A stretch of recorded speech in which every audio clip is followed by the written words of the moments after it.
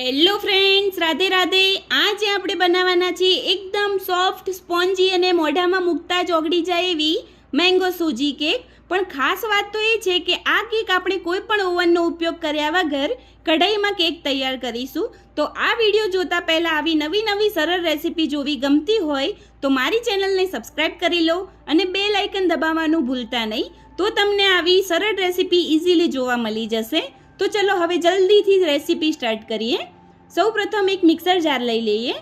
Mixer જારની અંદર 1 cup સોજી add કરીશું. હવે મિક્સરની મદદથી આ સોજીને થોડી ઝીણી પીસી લેવાની છે. આવી રીતે ઝીણી પીસી લીધી છે સોજીને. હવે આપણે એક બાઉલ લઈ લઈએ. બાઉલની અંદર પીસેલી સોજી છે એને એડ કરી લઈશું. હવે પીસેલી જે સોજીનું બાઉલ છે એને સાઈડમાં મૂકી દઈએ અને એક મિક્સર જાર લઈ લઈએ.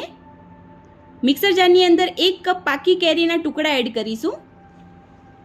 અડધો કપ સુગર એડ કરીએ.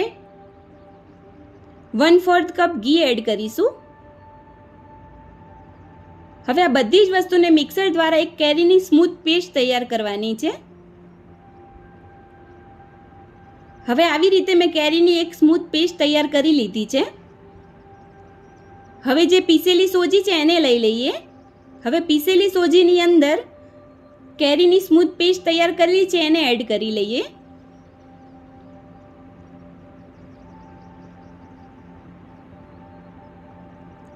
હવે આ બંને વસ્તુને આપણે સરસ રીતે મિક્સ કરી લઈશું.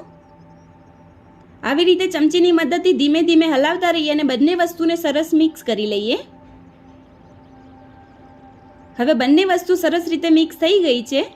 હવે એની અંદર 1/4 કપ ઠંડુ દૂધ એડ કરી લઈએ. હવે દૂધને પણ સરસ રીતે મિક્સ કરી લઈશું.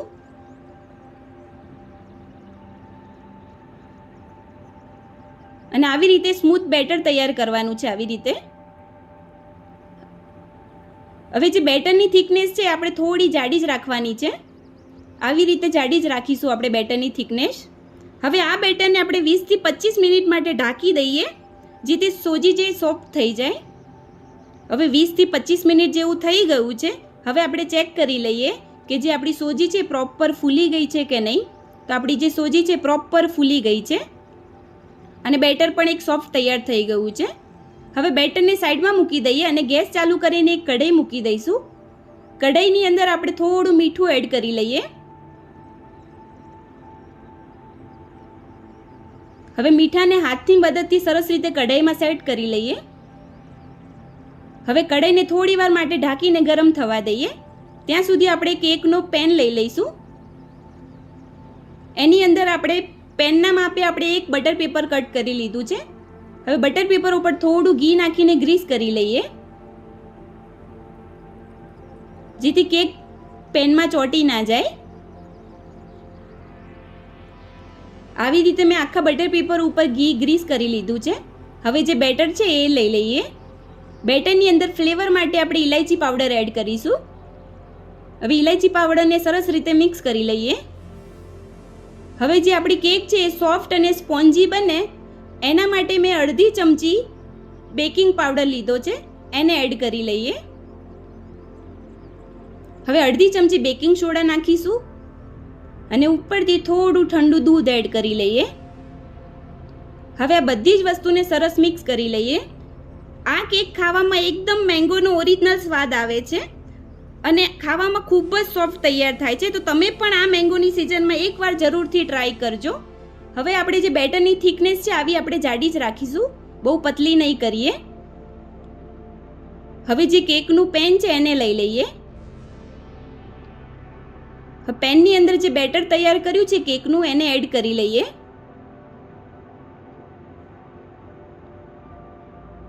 હવે હાથની મદદથી પેનમાં બેટરને સરસ રીતે સેટ કરી લઈશું આવી રીતે, જેથી કોઈ પણ બબલ ના રહી જાય. હવે ઉપરથી ગાર્નિશ માટે બદામની કતરણ એડ કરી લઈશું. થોડી તૂટી ફૂટી એડ કરી લઈએ.